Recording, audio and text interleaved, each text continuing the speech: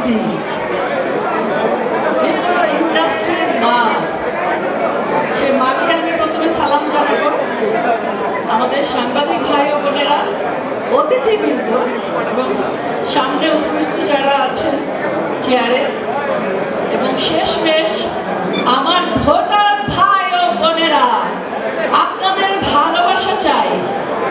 আপনাদেরকে আমি সালাম দিলাম। আমি বলবো যে মুক্তি আরমান প্যানেলকে আপনারা জয়যুক্ত করবেন। মুক্তি আমাদের মেয়ে, ইন্ডাস্ট্রির মেয়ে। মেয়ে হেরে গেলে মা হেরে যাবে। এটা কি আপনারা চান?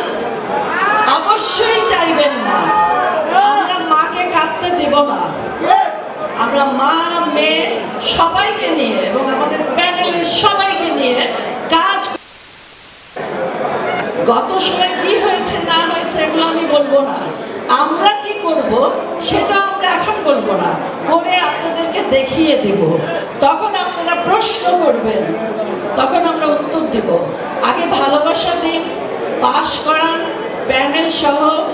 আমাদের আবির ভাই বলেছেন উনি একটি আন্তর্জাতিক প্ল্যাটফর্মে আমাদের ইন্ডাস্ট্রিকে নিয়ে যাবেন, আমাদের সমিতিকে নিয়ে যাবেন।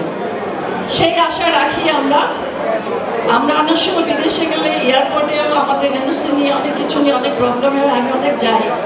সেই সমাধান থেকে তো সেই সমস্যা থেকে সমাধান হবে এবং আরও অনেক পরিকল্পনা আছে, এখন বলা যাবে না।